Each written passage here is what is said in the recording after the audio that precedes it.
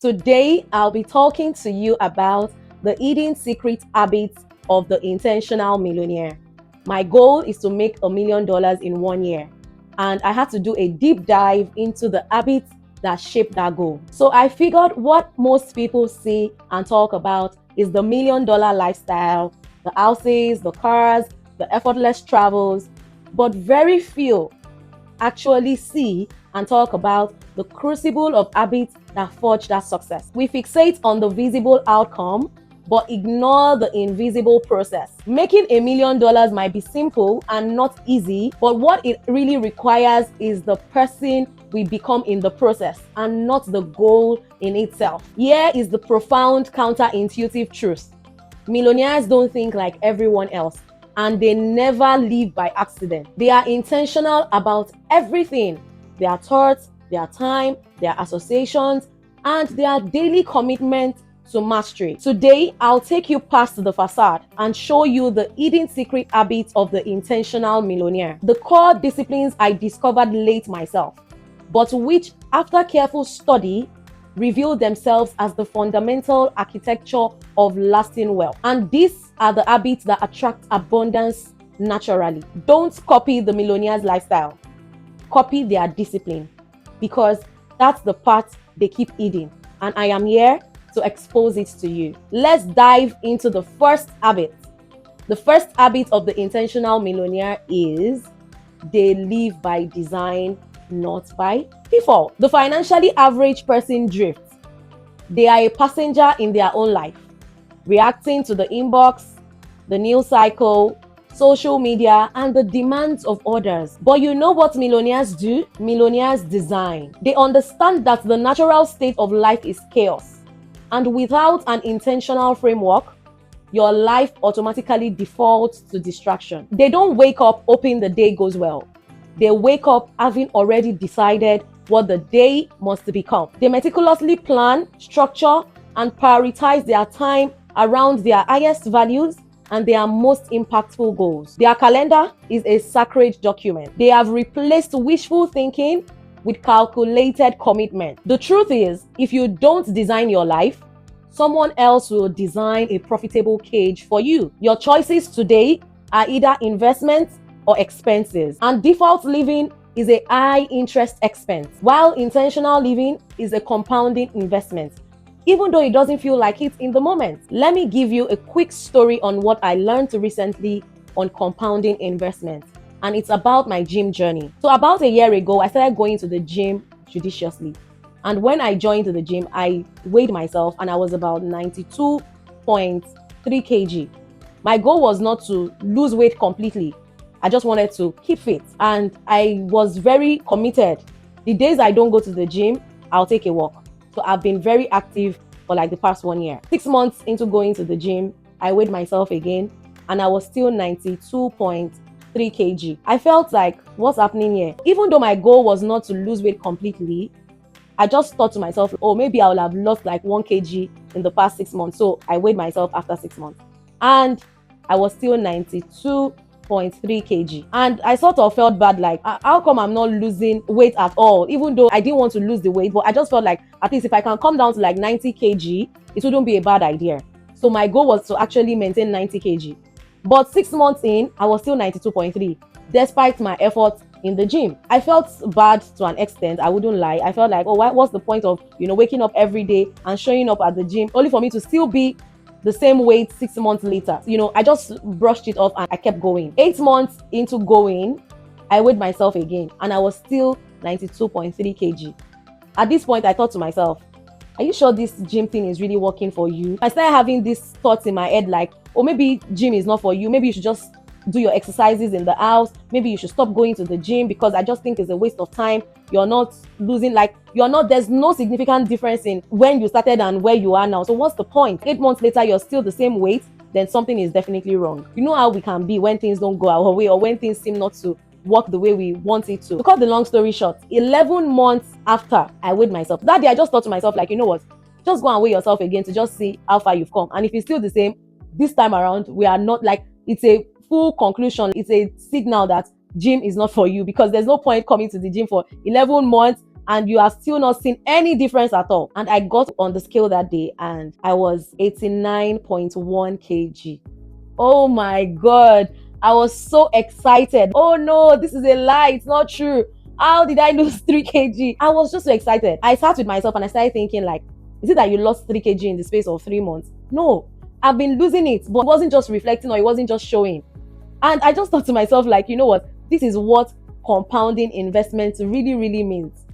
It doesn't feel like it in the beginning. It doesn't even show any progress in the beginning. But if you stay through, just stick to it long enough, you'll see a significant difference. And it just reframed my perspective about life in general. For me, it was not just about my gym journey. It just taught me so many other lessons. Even with this channel, like, you know what, it feels like that in the moment.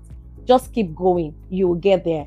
Even though you don't see the progress, it doesn't feel like it, because showing up here too can be very daunting. Oh my God, I show up here like almost every week and the subscribers are so low, the views are so low. You just keep wondering like, what am I not doing right? A lot of thoughts just keep running through your head. But at the end of the day, I think everything, just like they say, it just compounds over time.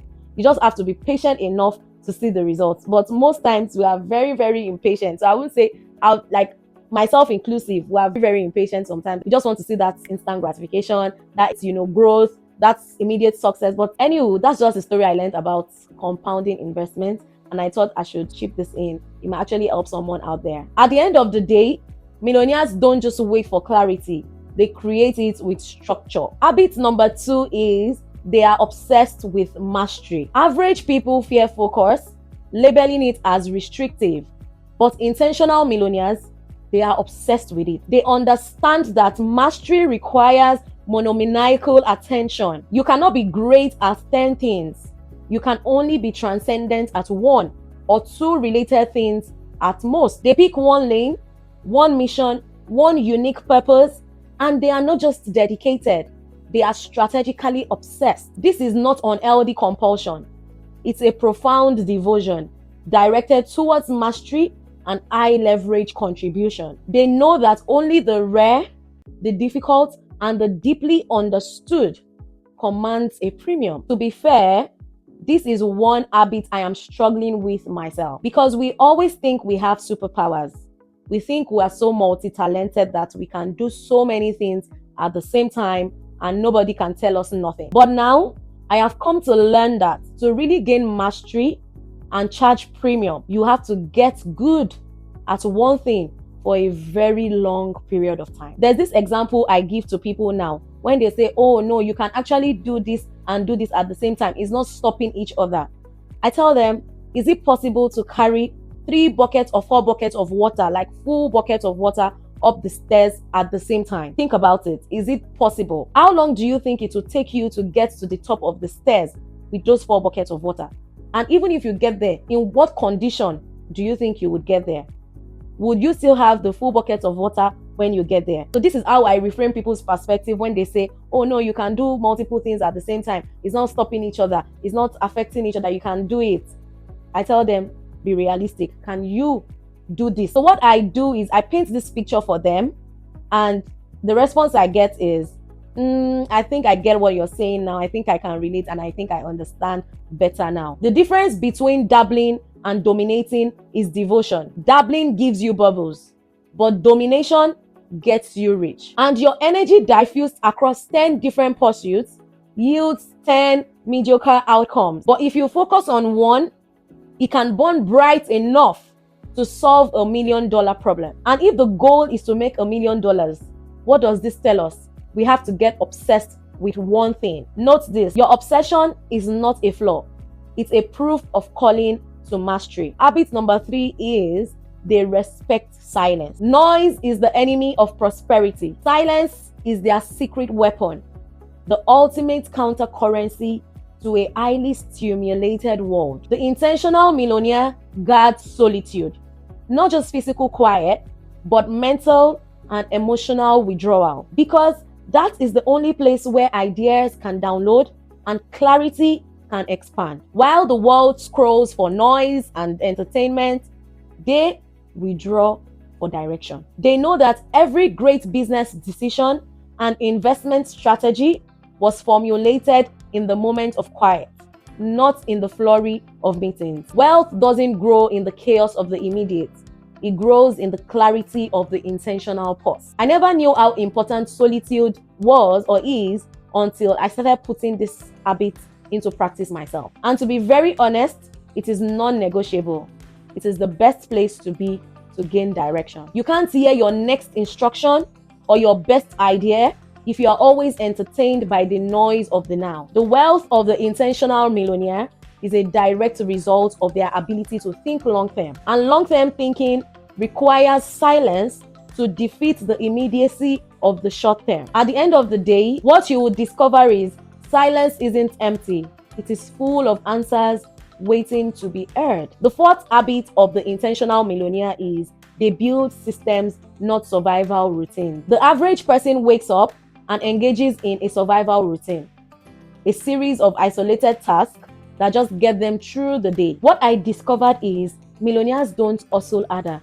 They structure smarter by building systems that make success repeatable and predictable. They understand that their personal motivation is finite, but a well-designed system is infinite. From their personal finance automation to their content creation work, everything has a process engineered for efficiency and scale. They are the architects of their own leverage. The framework they use for their system is strategy plus structure plus sustainability. And the ultimate goal of a system is to delegate the execution of repeatable tasks to a machine, freeing the founder to focus on the next level of creation. What you should know is millionaires don't rely on motivation.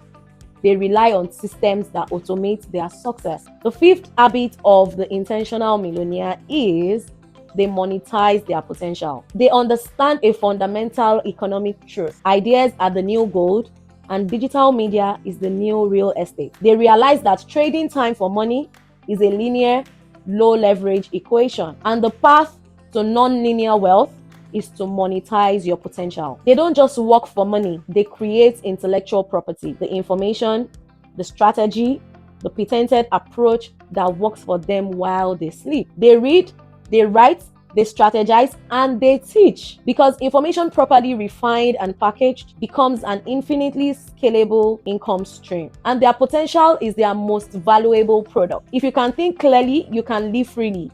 If you can solve problems at scale, you can charge at scale. They invest in mental models and specialized knowledge, knowing that clarity of thought is the highest yielding asset. This is what you should know. Your potential is not just a tool, it's your first business. The sixth habit is they guard their energy like currency. They know a secret that the burnt out culture ignores. Energy is a more valuable resource than time. You can get back time here and there, but wasted mental and emotional energy is gone forever. You cannot sustain the complex, high-stake decisions required for wealth when you are constantly drained, distracted, or surrounded by energy vampires. Intentional millionaires treat their mental, emotional, and physical reserves as a non-negotiable investment. They protect it with radical boundaries, deliberate rest, and an almost religious adherence to discipline regarding sleep, nutrition, and who they allow into their innermost circle. They are energy accountants. The moment they feel depleted, they see it not as a weakness, but as a leak in their wealth-generating machine that must be immediately repaired. And this is what you should know. Your energy is your engine for wealth creation. Protect it like your life depends on it, because it actually does. The seventh habit is they master emotional intelligence. Here is a rarely discussed truth. Money flows to emotional maturity. You cannot grow or manage a multi-million-dollar wealth if you cannot handle rejection, massive risk, or the immense responsibility that comes with managing people and capital. Millionaires know their emotions as signals and not steering wheels. They know how to remain profoundly grounded under financial pressure, during market volatility, and in the face of public criticism. They make decisions based on data, strategy, and long-term vision, not on the fear, hype, or impatience of the moment. This is the ultimate competitive advantage they have. This habit right here is what I am currently mastering. So before now, I used to hate rejection so much. because I always made it about myself.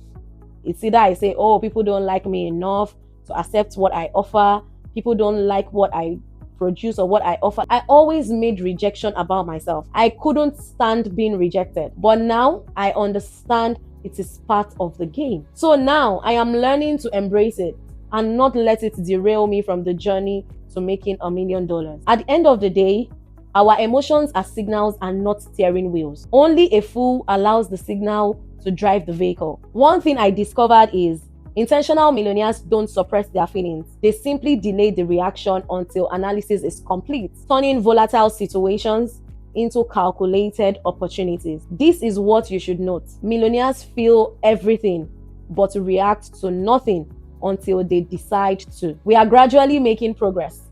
The 8th habit is they operate with I agency. This is the difference between the victim mentality and the victor mindset. And what is I agency?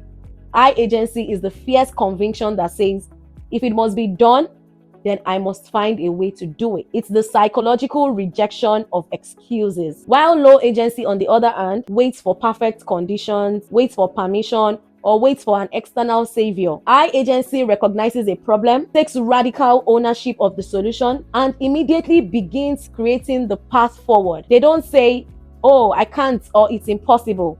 They ask, how can I make this inevitable? They are the active force in their own world. They see setbacks not as stopping points, but as design flaws in their strategy that they are personally responsible for correcting. I am still climbing on the ladder of this habit myself, because what most people don't realize, myself included, is that when you are creating a masterpiece life or anything great in general, it's almost inevitable to not experience a flaw or an error. Most people just want a smooth process and get to the outcome quick without any hiccup. This thought is what keeps so many people on low agency.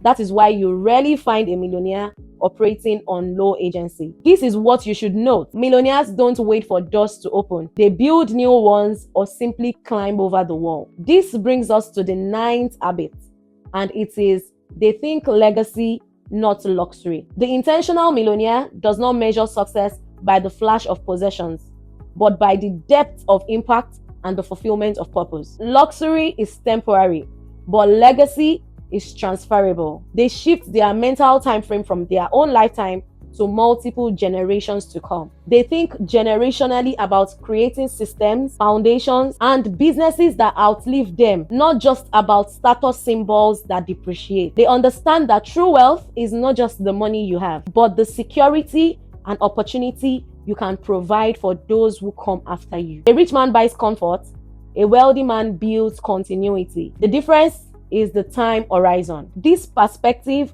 forces better decisions. They prioritize education funds, sustainable investment, and impactful philanthropy over short-term gratification. This is what you should note. Do not chase lifestyle. Build legacy that compounds impact. We are almost there. Don't worry. The 10th habit is they stay teachable. Pride keeps people poor. Curiosity keeps people growing. It doesn't kill the cat in this context. The moment you believe you have all the answers, the market passes you by. One thing about the intentional millionaire is they stay a perpetual student. They actively seek out mentors who are smarter than them. They rigorously study market shifts. They extract brutal lessons from every mistake, and they even learn from their competition. They don't cling to what worked 5 years ago. They adapt, they iterate, and they stay on the cutting edge of what's next. Their humility is their greatest financial asset. They understand that the value of their network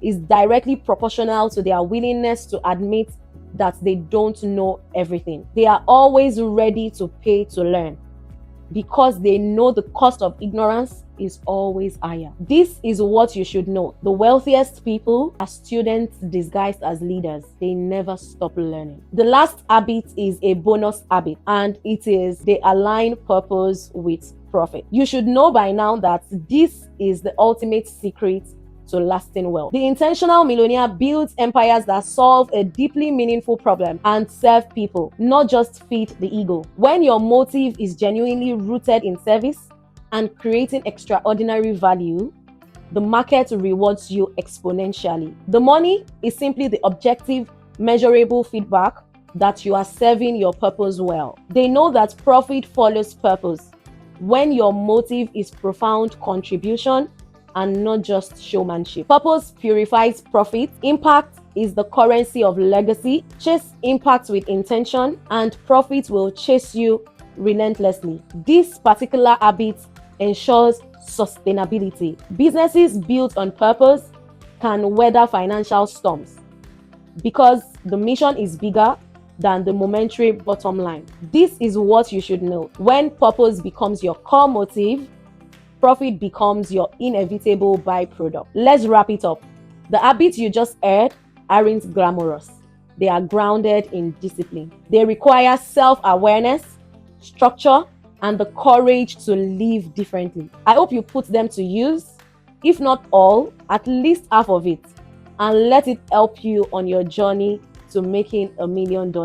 Or don't you want to make $1 million? Well, I'll leave that to you. The Millionaire Blueprint is not a lottery ticket. It is a life intentionally lived. Let's do a quick recap on the hidden secret habits of the intentional millionaire. The first habit is design your life. The second habit is stay obsessed with mastery. The third habit is protect silence. The fourth habit is build systems. The fifth habit is monetize your potential. The sixth habit is guard your energy. The seventh habit is regulate your emotion. The eighth habit is take ownership. The ninth habit is think legacy. The 10th habit is stay teachable. And the last but not the least, most importantly, align with purpose. The goal of these habits is to give you time freedom, location freedom, and financial freedom. And that kind of freedom is only built with radical intention. If this video was your wake-up call, you can subscribe to receive intentional letters to you every week